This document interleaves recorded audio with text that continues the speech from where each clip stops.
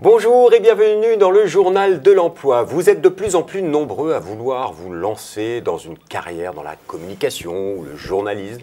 Alors, jeunes et moins jeunes, vous êtes attirés par ces secteurs, mais il faut savoir que ce sont des secteurs un petit peu particuliers où il faut se former.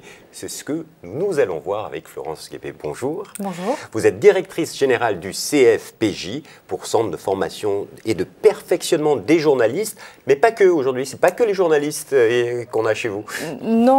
Alors, le CFPJ, qui est un organisme de formation continue, qui appartient au groupe Abiliways, organisme de formation multi-experts. On a aussi d'autres marques expertes. Nous, on est experts sur les métiers des journalistes et sur les métiers de la communication. Donc, par extension naturelle, voilà, on a aussi proposé au fil de l'eau des formations sur tout ce qui est communication corporate, digitale, comme orale, comme écrite, relations presse. Et bien évidemment, on reste dans notre cœur de métier avec des formations pour les journalistes. Oui, parce que quand on dit CFPJ, tous les Français se disent « Ah oui, c'est une école de formation de journalistes pour apprendre aux jeunes à devenir… » C'est ça, mais pas que. Il y a énormément de formations continues et professionnelles pour des journalistes ou des gens qui veulent se reconvertir à ces métiers ou avoir des compétences dans le digital.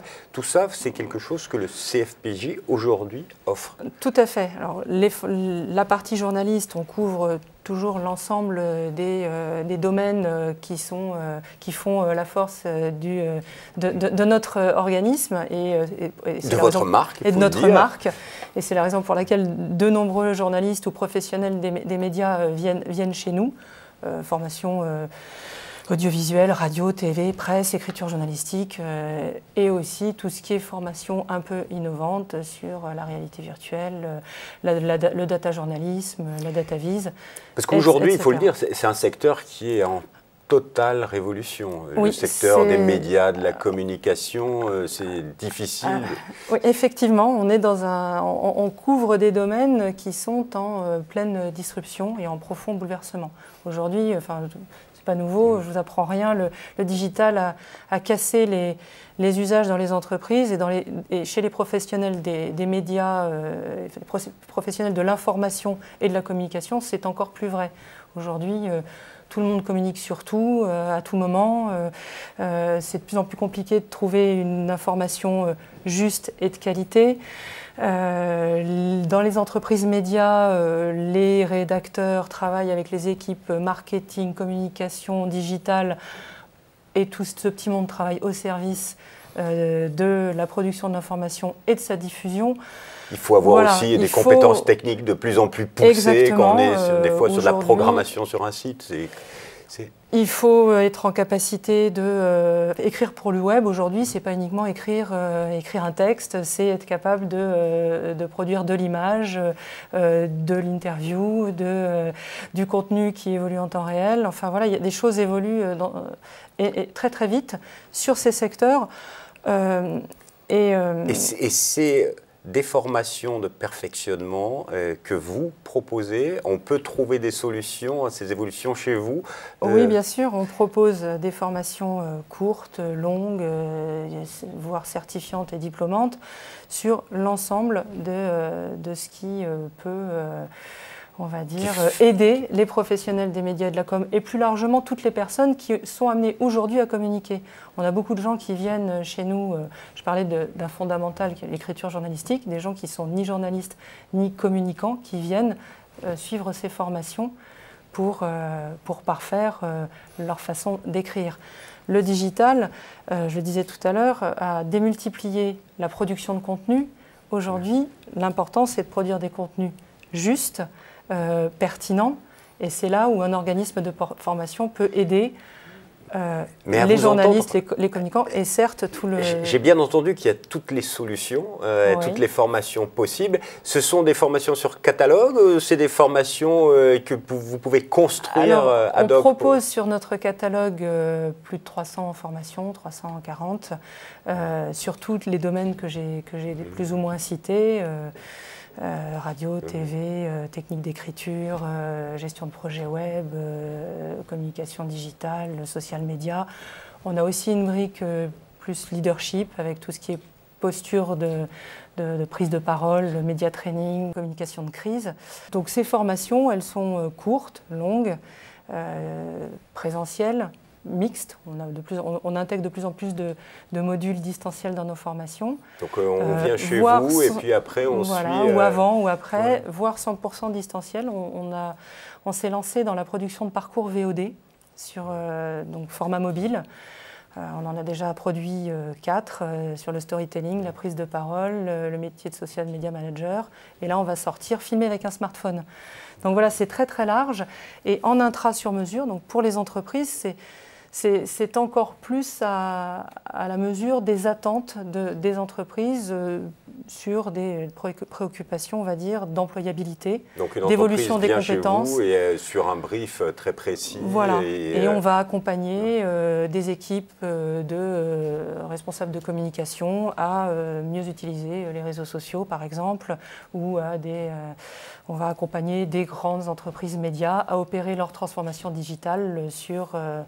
Par exemple, les groupes audiovisuels ont dû véritablement transformer leur façon de filmer, de produire des contenus, puisqu'aujourd'hui l'audience se fait autant sur le web, si ce n'est plus que sur le média traditionnel. Et oui, la télévision et les réseaux sociaux. Voilà. Je ne dirais pas qu'elle est morte, mais en tout cas, si elle ne se positionne pas fortement sur le web, tout à fait, tout à fait. On est tous conscients de ça. Et alors, on a bien entendu 340 formations, donc pour un individu qui veut peut-être se perfectionner, il y a une offre globale. Mais comment choisir? Qu'est-ce que vous proposez à un journaliste lambda ou un communicant lambda qui vient chez vous pour monter en compétences? Alors on a des équipes qui sont au service des personnes qui sont amenées à se poser justement des questions d'évolution de compétences. Parfois c'est difficile de se repérer dans l'offre que l'on propose. On a un service orientation au sein du CFPJ, on a des équipes au sein du groupe Abilwest qui sont au service aussi des personnes qui cherchent vraiment la bonne formation au bon moment. L'objectif, que ce soit dans cet accompagnement individuel ou, comme je disais tout à l'heure, vis-à-vis des entreprises, c'est vraiment d'être au plus près des besoins et des attentes exprimées. Dans le service orientation et le service client proposent aussi des échanges sur tout ce qui est accompagnement sur les financements de la formation. Voilà, c'était la question que j'allais poser, c'est combien ça coûte une formation? Alors ça dépend, puisque je vous ai parlé de beaucoup de formats. Un parcours vidéo va coûter 45 € et on a des formations qui coûtent plus de 10 000 € parce qu'elles sont longues, c'est la diplômante et qu'elles prennent beaucoup de temps. Après, je vous ai donné des chiffres très très larges. Après, ce qui est important de savoir, c'est qu'il y a beaucoup plus d'aides qu'on ne le croit. Il y a des organismes de financement, l'AFDAS, les OPCA, qui sont vraiment au service des individus et de l'entreprise pour justement les accompagner dans on va dire, côté entreprise, l'élaboration de leur plan de formation, côté individu, le conseil. Et nous, on travaille aussi avec eux pour que ça se passe le mieux possible. On récupère aussi beaucoup d'informations parce que c'est aussi chez ces acteurs-là que l'expression de besoin se fait.